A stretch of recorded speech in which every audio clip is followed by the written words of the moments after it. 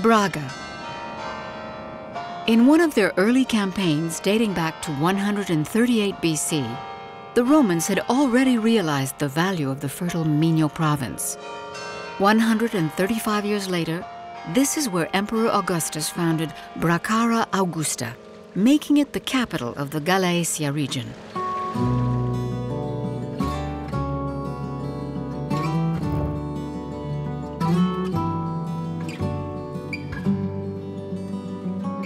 These are remains of the Roman amphitheater in Bracara Augusta. Portugal's awareness of its Roman heritage is still in its early days. The attempt to preserve the relics of the 2,000-year-old legacy, such as the antique Roman public baths, the Termas de Romanas Maximinos, built in the 1st century BC, only dates back to the 1970s.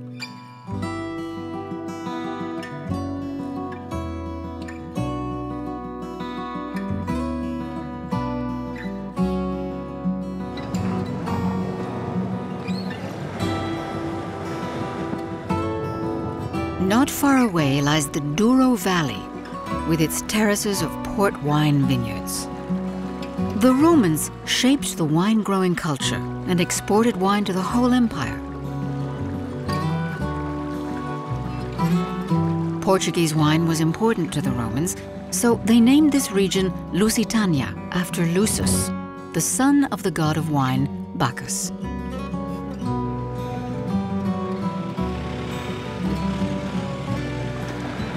Crossing the river Ave, the Ponte de Lagocinha, reconstructed in the 12th century AD.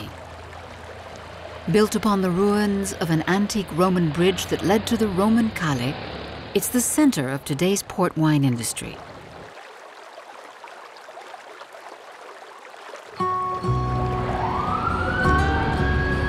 Porto, originally a Greek trading center, the Greeks called it Kalos, beautiful.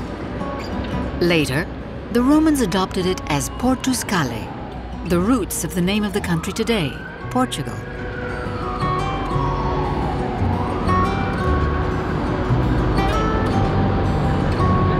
The port of Porto.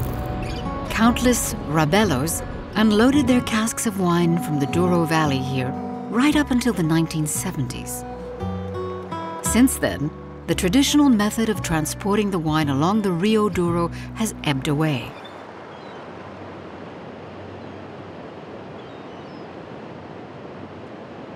I like this place because it has a lot of history connected to it. The River Douro has a strong shipbuilding tradition.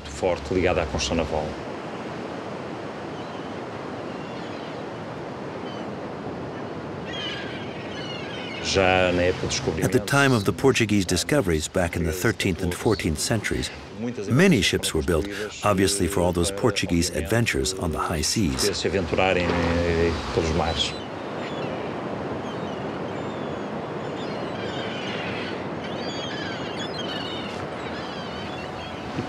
As far as we know, in the 19th century, there were about 12 working shipyards.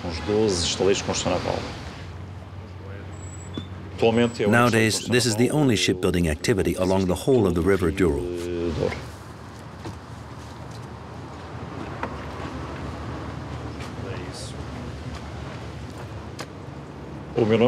My name is Antonio Dixo Souza, and I am the managing director of this shipbuilding company.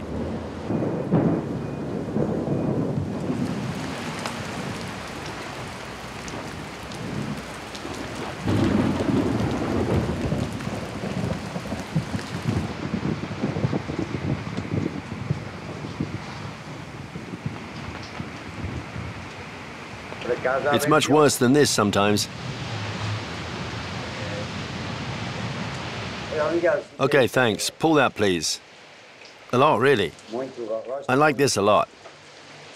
It's a job that's becoming extinct, so people, we like it.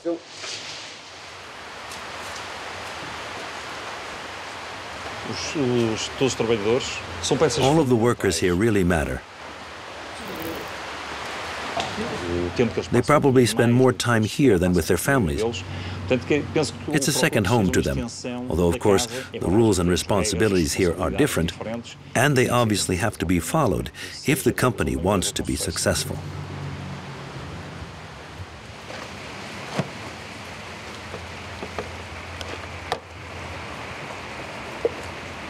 For me, ships are a passion, and shipbuilding too is a passion.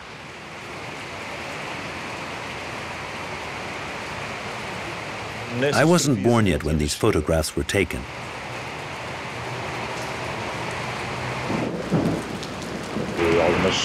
Some of them are of sailing ships that used to travel on the high seas, that came from as far away as the north of Europe. They are beautiful in aesthetic terms. We obviously don't see these ships nowadays, but we do know they're extremely important to our Portuguese maritime heritage.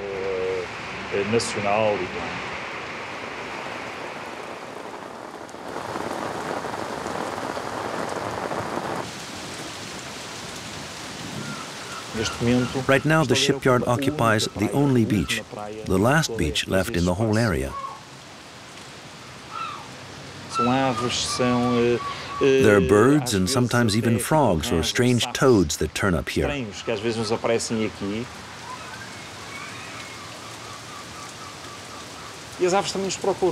And the birds come and look for us. Often they're coming here to rest, I reckon, and to be here for a while. On other occasions, unfortunately, they come here to die, but that's life.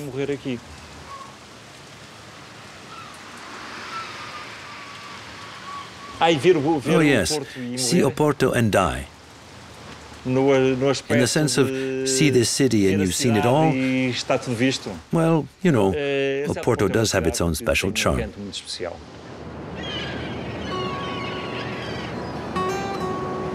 The former Roman port was home to up to 13 boatyards. But since the opening of a rail line along the Rio Douro in 1887, the Rabellos have lost their original purpose. In 1961, there were only 6 boats left. Today, there is once more a small fleet of wooden boats at the quay of Vila Nova de Gaia. The Rabello boats belong to the port wine cellars. Who built them? Well, we built those boats there, next to the cellars. I always feel at home. It's like I'm in something, in a boat of my own.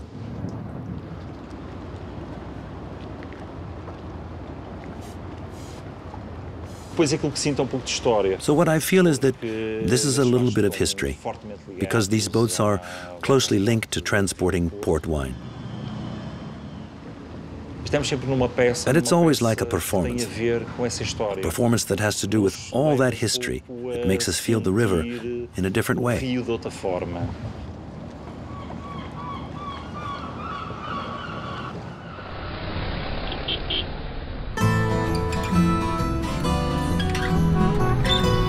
In Roman times, it was called aviarium. Its position on the Rio Vuga lagoon made Aveiro a well-protected harbor. Between city and sea, the Ria. For thousands of years, they've used the tides to extract salt in the Ria de Aveiro.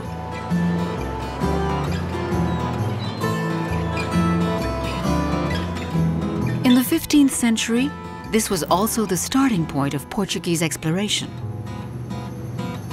As the harbor became blocked with silt, though, fishing and shipping became less important.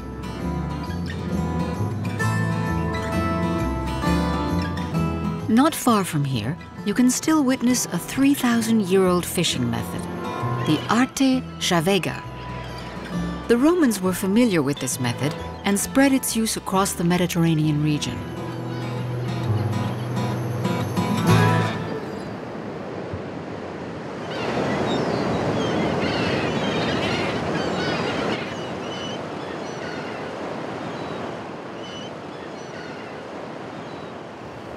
I'm a seaman by profession. My name is Valecunha.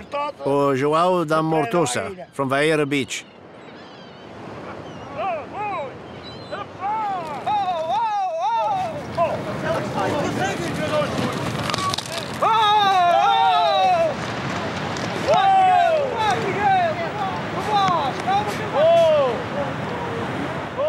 I don't know. I don't know what to say. It's complicated.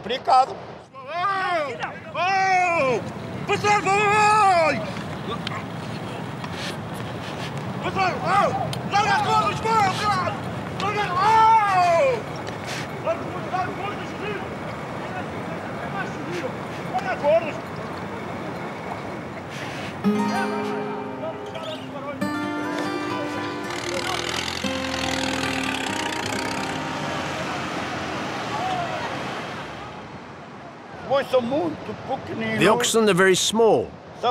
We call them suckling oxen. They're babies.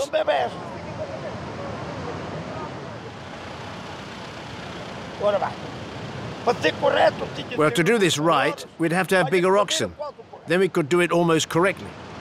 For us to do this today, we'd have to have at least 4 pairs of oxen. We'd need 8 oxen to pull the net slowly.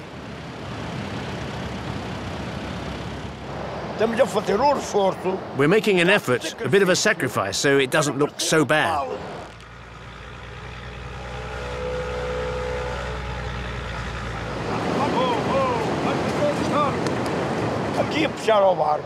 Pulling the boat is no use because the poor things don't know what they're doing. And we can easily get hurt because of the oxen.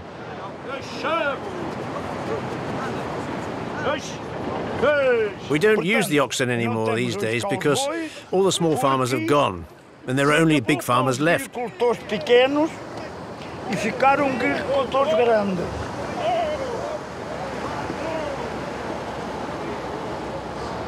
Fishermen are stubborn. They're so stubborn that they went running after the oxen.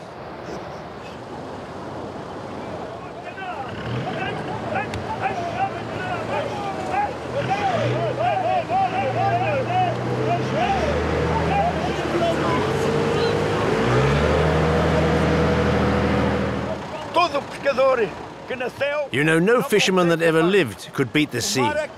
It's the sea that beats them.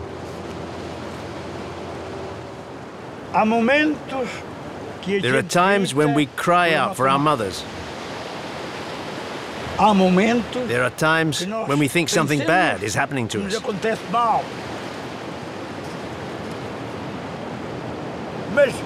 But the fisherman, born here on the sea, loves this till the day he dies.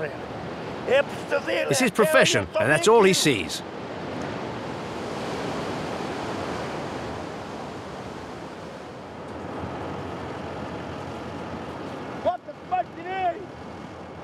And it's going to bank there. When we say bank, we mean to land.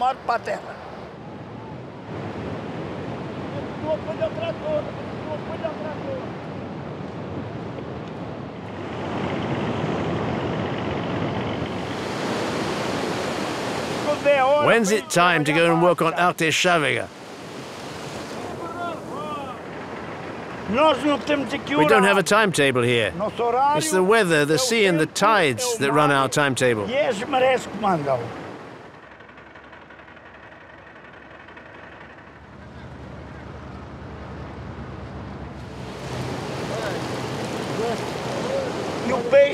The fish teaches the fisherman. It teaches man to fish.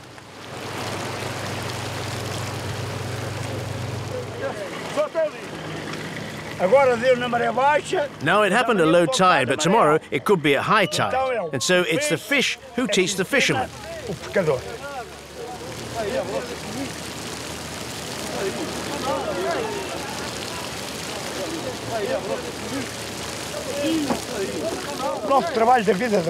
Our work as fishermen involves all these things. We're annoyed and angry now because we're not earning any money. But then we go back to our fish stew and everyone's a friend. Everyone's happy and we all have a good time.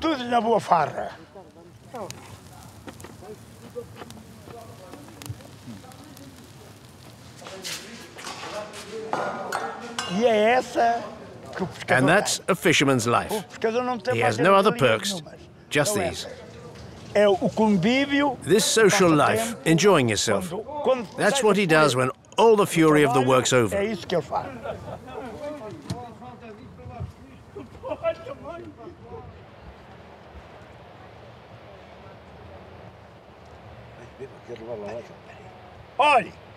See? You see? That's how happy we are. Even the son comes to bring his dad a drop of wine. Nice and cool.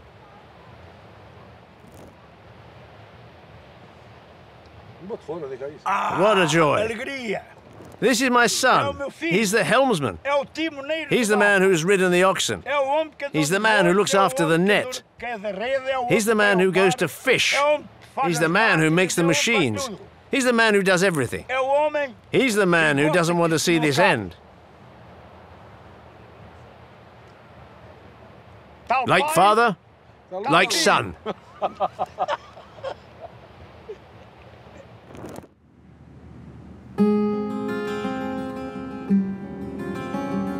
The district of Coimbra, nestled in a landscape of rice fields crossed by Portugal's longest river, the Mondego. Today, you can still feel the influence of former Roman rule in the region around Coimbra.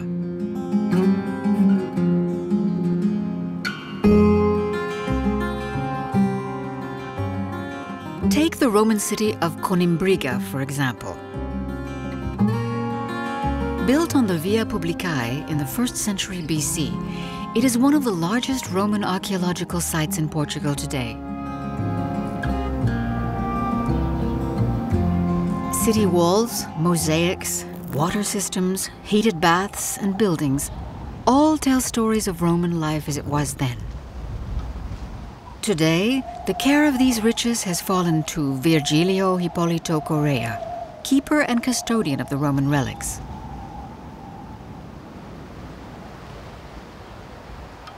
What fascinates me about Conimbriga is the fact that, because it was one of the few Roman cities of this period that was abandoned in the Middle Ages,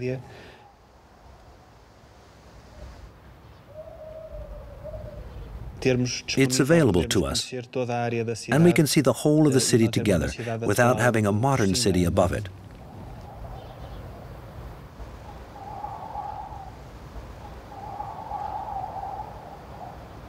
I think I'm a normal person. I have a profession I think is a little less than normal. I'm an archaeologist. Some might think I'm a bit of a boring person, other people perhaps not.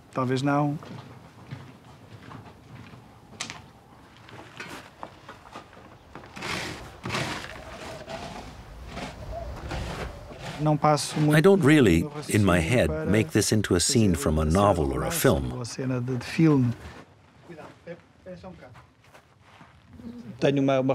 I have a relatively cold relationship with the reality of archaeology. Above all, I see it as an object for study.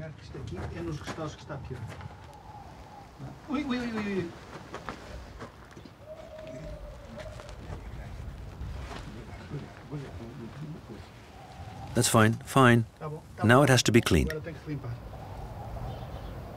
I am more concerned about issues such as its date of construction, how many square meters it is, what style it is, more concrete things.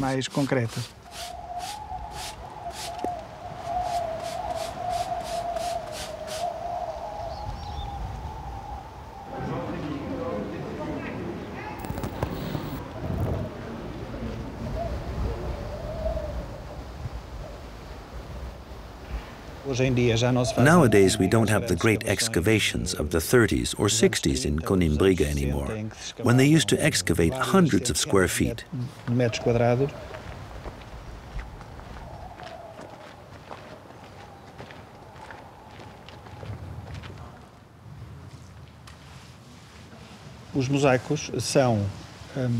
The mosaics are very special. They're usually very pure and simply seen as a work of art.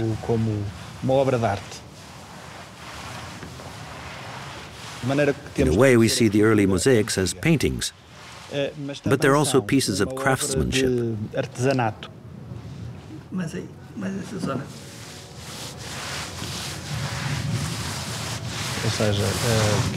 Especially by those who wanted to decorate a house with mosaics, who had a certain view or a specific reason.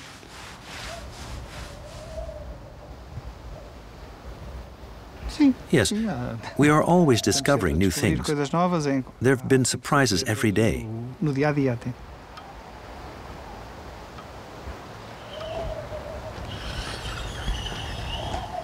Up here? Yes, back, farther back.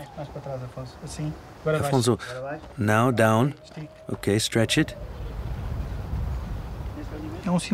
It's a symbol of the sun. It's a difficult symbol for us nowadays because of how it was used later on. For the person who put it here, who chose it as a decorative motif, it didn't have the complicated resonance it has today. It was a symbol of good luck. Just like these ivy leaves here are also good luck symbols. Like the two chalices here, they are good luck symbols as well. But the symbol in itself is not to blame, and much less the Romans.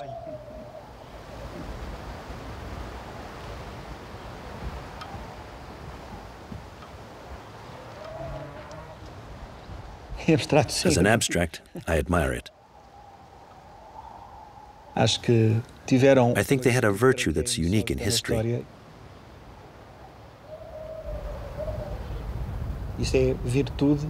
That's the virtue of the Roman way of doing things, making people stick to their own way of life.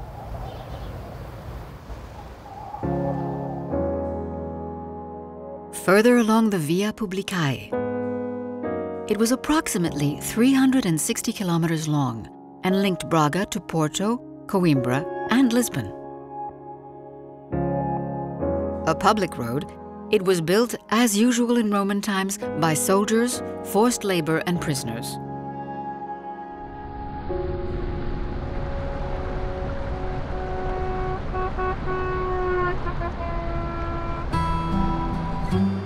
From 1139 to 1260, this was Portugal's capital city, Coimbra, built on the ruins of the Roman city of Aeminium. The foundations of the Aqueduto de São Sebastião, rebuilt in the 16th century, are impressive reminders of this prestigious past.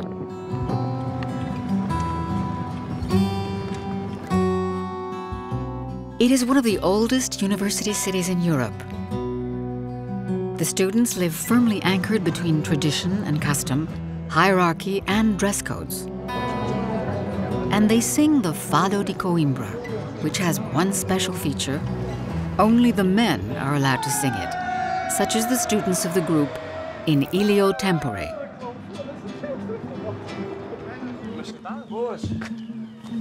Shall we sit down?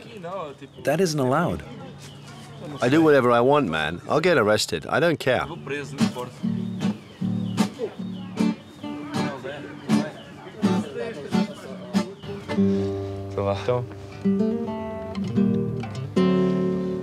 Quem te sagrou, criou-te português, do mar e nós em ti nos deu sinal.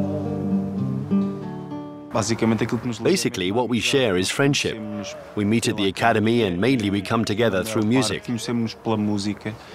Falta cumprir-se Portugal.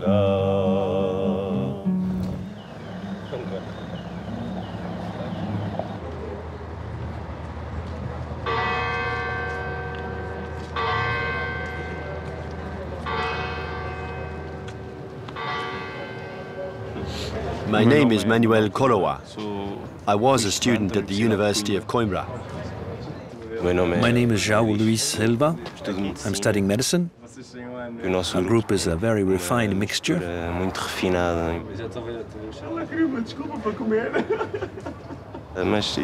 But essentially, we're a very diversified group. I think sociologists should study us, psychologists as well, and who knows, even psychiatrists in some cases.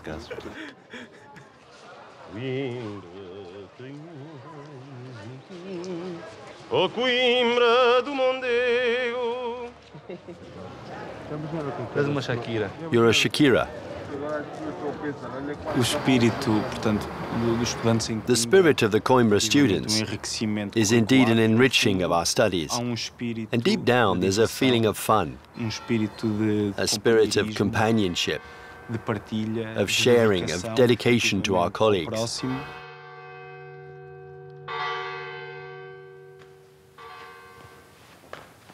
For example, even when we're studying, we get together a lot and go to a library in the evening to study. And during our breaks, we have a chat.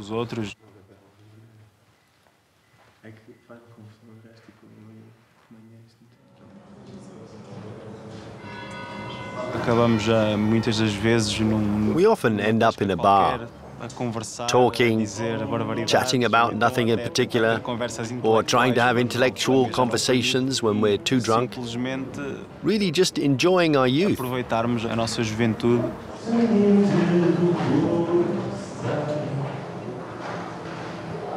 Eu sinto isto como uma I feel it's an honor, a unique opportunity to be somewhere with so much history and so much magic, with a reality and a microclimate that's so unique.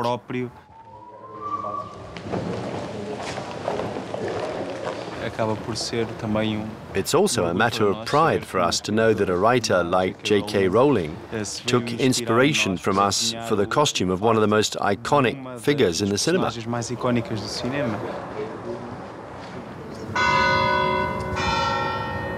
But we existed long before Harry Potter. Hogwarts doesn't really exist, but Coimbra does, and the cape and gown are real. That doesn't mean I'm going to turn a troll into something. In fact, though, it really shows us in a good light. And there's a lot more to us, too. Anyway, Harry Potter doesn't really exist.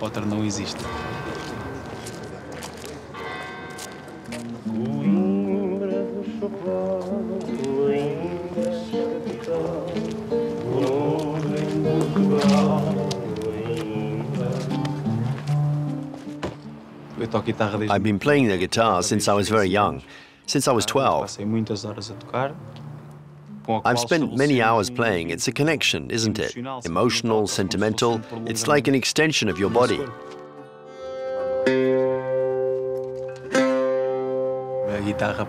For me, a guitar is a guitar. A woman is a woman, right? I mean, a guitar is made of wood. A woman is flesh and blood and moves, right? I wouldn't mind her doing what I want from time to time, but I want her to have her own will.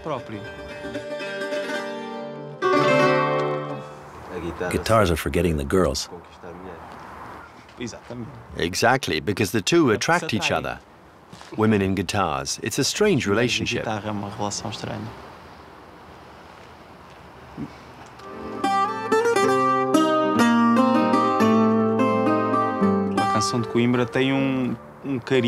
The Coimbra ballads, they're sadder, more sentimental, more emotional. It's the most beautiful music. It moves me.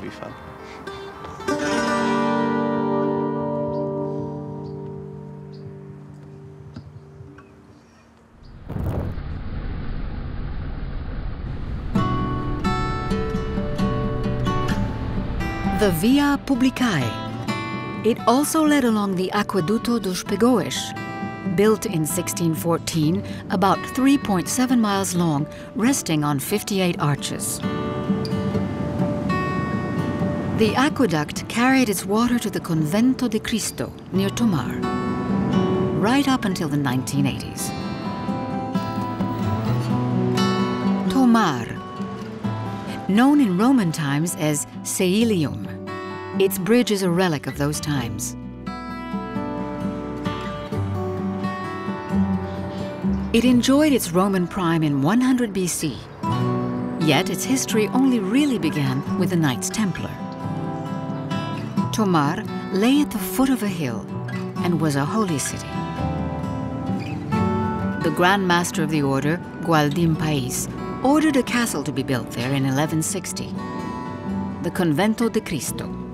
It was a monastery, a defense system, and the seat of the Order of Knights. I've always loved that part of history. I've always liked the mystery. And I've always liked going deeper into that aspect.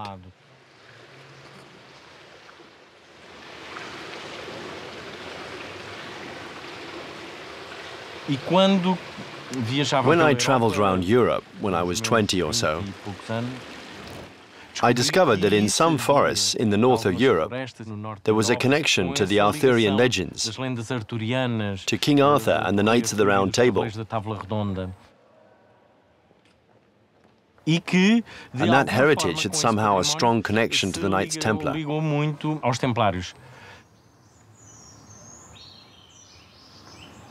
My name is João Fiandeiro Santos. I give cultural visits about the history of the Knights Templar and Portugal's heritage.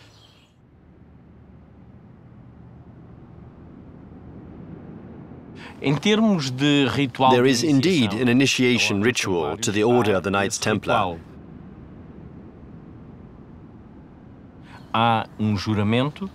There is an oath that the Grand Master gives to us at initiation. We swear before him that we will comply with the rules of the order.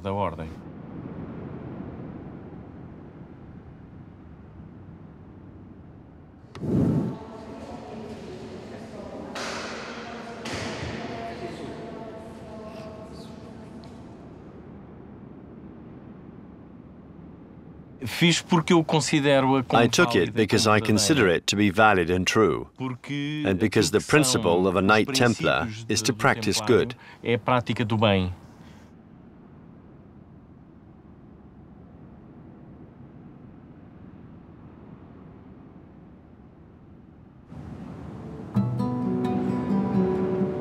The heart of the monastery, modeled on the temple in Jerusalem.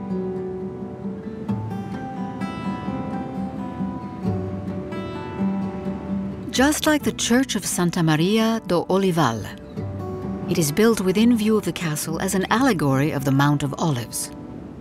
Here lies the grave of founder and Grand Master of the Order, Gualdim Pais, amongst the hidden symbols of the Knights Templar.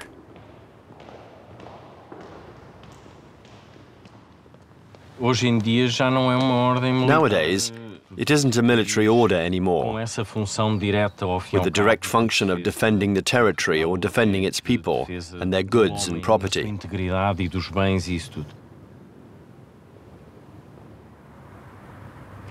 Today, the Knights Templar are much more spiritual and cultural.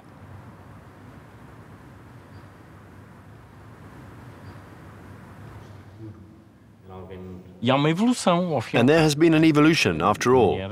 Women are part of the society now and have equal rights.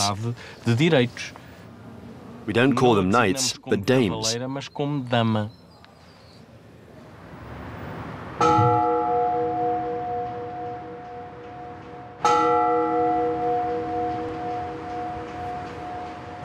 And there is a spiritual aim associated with the Knights Templar headquarters here.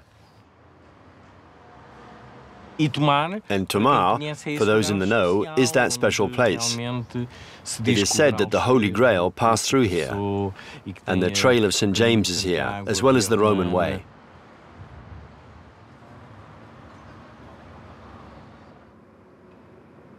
But at times, with my work, or giving a guided visit, and speaking of the Knights Templar, I think, you, Knights Templar, you know things. You're onto something mystical or whatever. I don't feel special because of this. Other people probably see me in a different way, though. I don't know.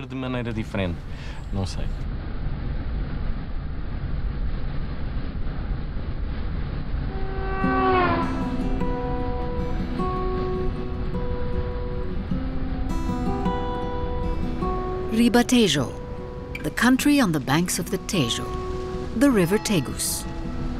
Because of its geographical location, rich lands, and mild climate, Scalabis, known today as Santarém, was a bone of contention between the Germanic peoples, the Romans, and the Moors. Julius Caesar chose it as capital of one of the 4 administrative districts in Lusitania province. From then on, it was known as Praesidium Iulium.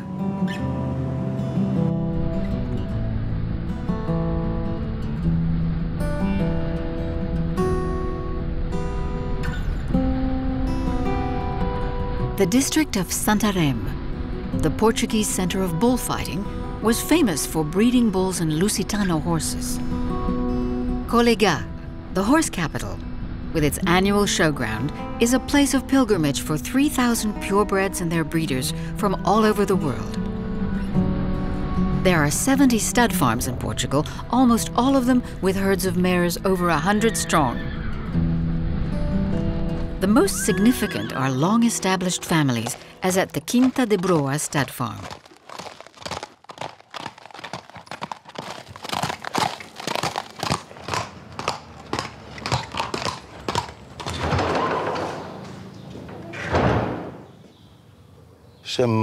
My name is Manuel Veiga. I'm the 7th generation to live in the Quinta da Broa, and we are farmers. My passion is life in the countryside, horses and bulls.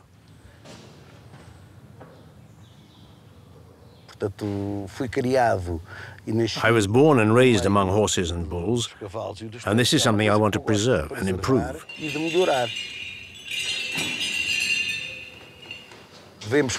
We should preserve these things that are very Portuguese, our things, so they don't get forgotten. And I've always tried to pass on this idea to my children.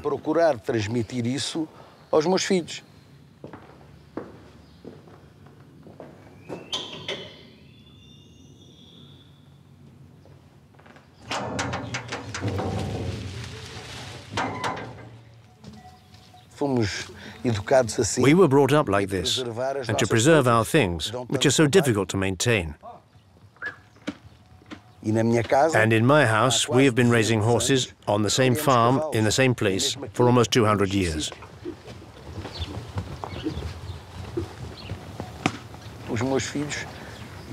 I can see my children are going to continue the things I've done, that my father did, that my grandfather did. They're good companions, and they'll be the continuation of these things.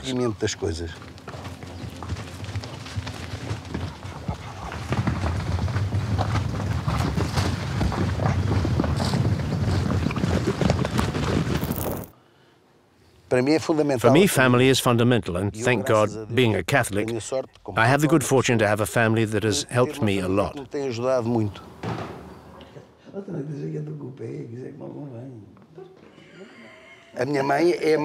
My mother is the matriarch of the family. She has been a help, and most of these things, the estate, belong to her. Here, no one argues about who things belong to.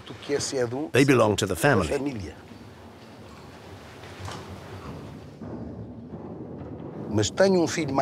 But I have an eldest son, Manuel. He's a professional horseman. It's all he does. He's someone who's devoted himself to horses, to training horses, to dressage.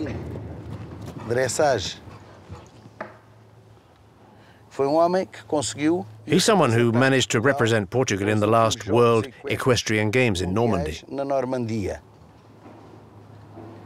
Representing Portugal with one of our horses, we're very proud of that.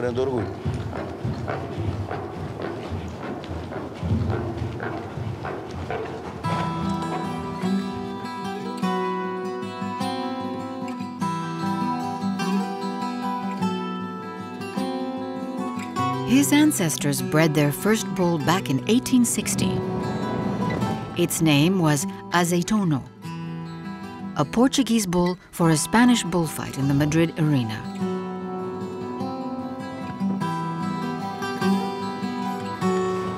Today, the family is the proud owner of around 200 young bulls and sires.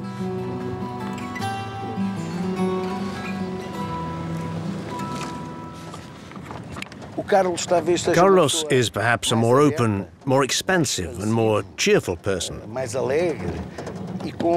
Perhaps more connected to the agricultural side and to the raising of wild bulls.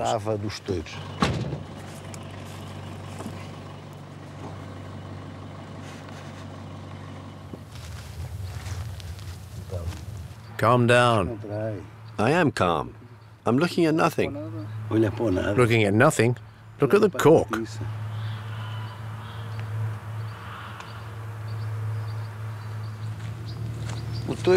Bulls are fantastic animals. They're wild animals and at the same time very noble. And they have a relationship with horses. Because I like bullfights. You can't see them in Germany. You have to be careful because they are wild animals.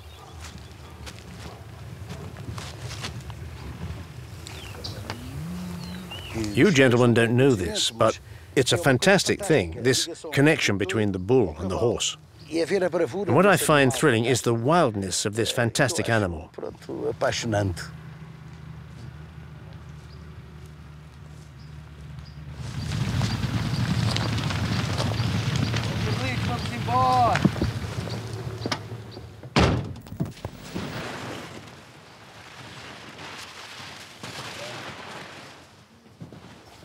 Vasco, come here. This is my son Vasco. He's my youngest. He's 15 and he loves bullfighting.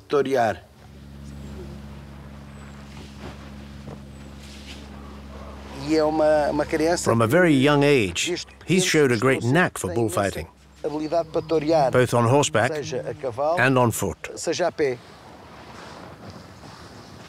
It's also a great source of pride for me to have a son who likes to fight bulls and to know about the things we do in the countryside. It's important for all my sons to collaborate and know how to do all these things.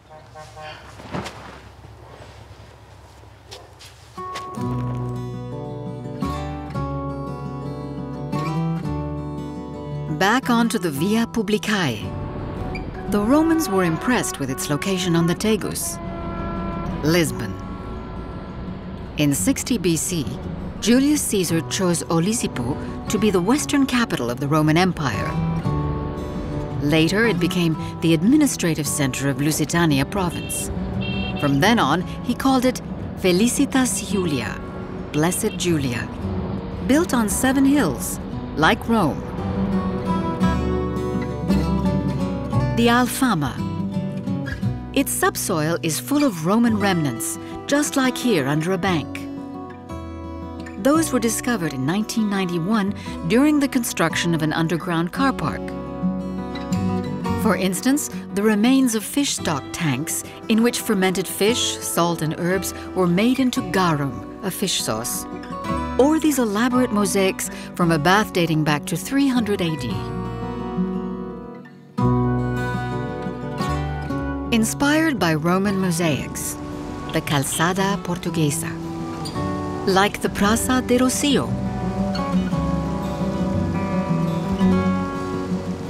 elaborately arranged paving stones for Lisbon's streets and alleyways. Originally used as simple barrack yard paving stones, calçada quickly spread across the whole land and all the way to Brazil.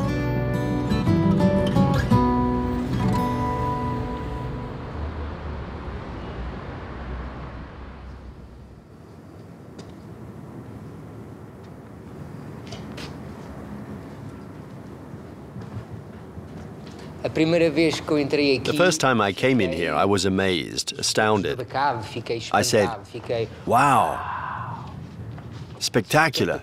It's like a cathedral for me.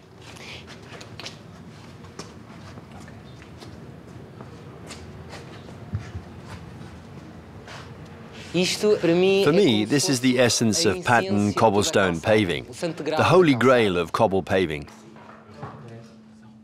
It all comes together here, an important part of the soul of cobbled paving, because it's made from a mold.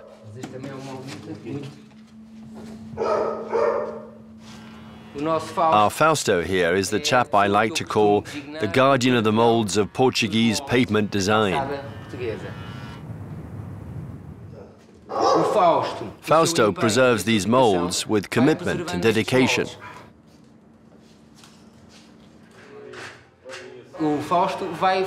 Fausto preserves them by replacing the wooden bits that get ruined, or rotten ones with new ones.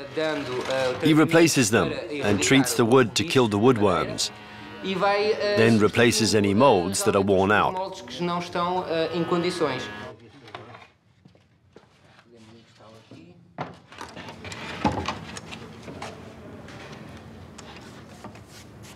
What is it that fascinates me?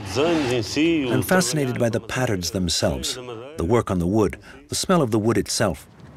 The symbols are almost all old, and I work with them.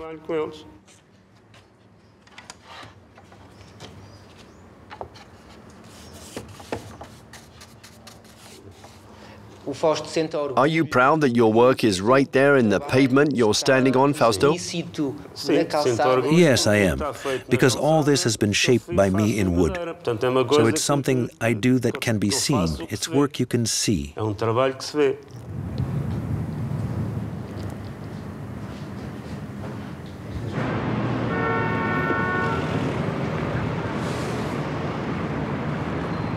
My name is Nuno Serra, and I'm a teacher at the Lisbon City Council School for Paving Stone Artists.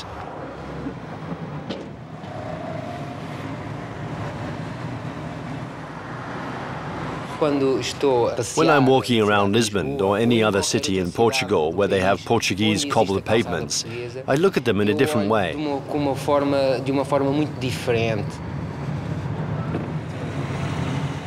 I look at all the work, whether it's a geometrical design, a floral design, an organic motive, or something to do with our history. But what really draws my attention is the way this stone is worked.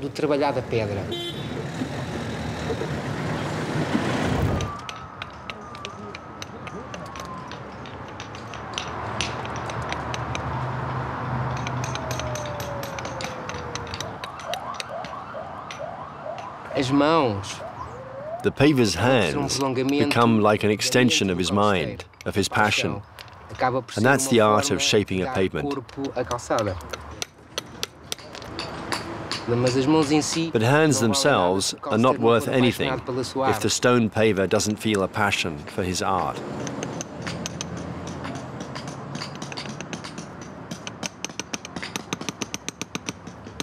Essentially, I imagine the creative potential that a stone gives me. That is, I feel I know what the most beautiful form I can extract from that little piece of stone is.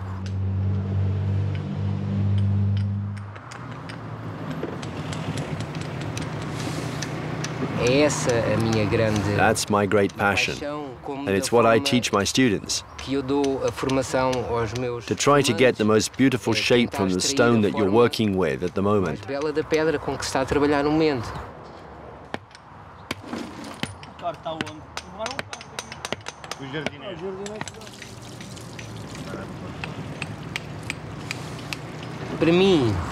For me, the Portuguese pavements in Lisbon tell the story of our people, not only in their form and motives, and the patterns they make,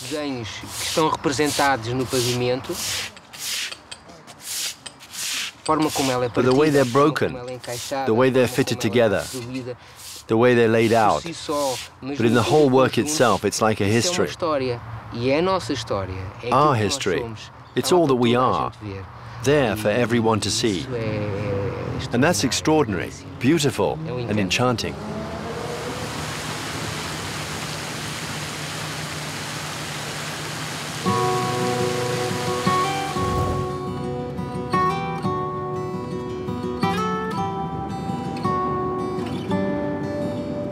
And here ends our journey along the Via Publicae between Braga and Lisbon.